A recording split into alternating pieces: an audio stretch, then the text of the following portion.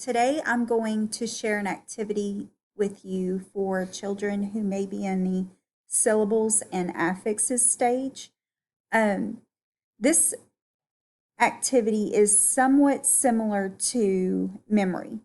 So, what you will do is you will have a list of about 16, or I'm sorry, 8 words with 2 syllables.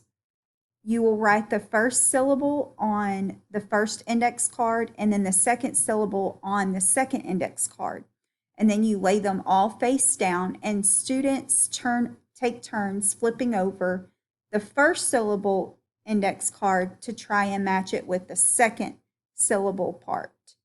This can be a fun game for children in small groups, either with you or on their own by themselves.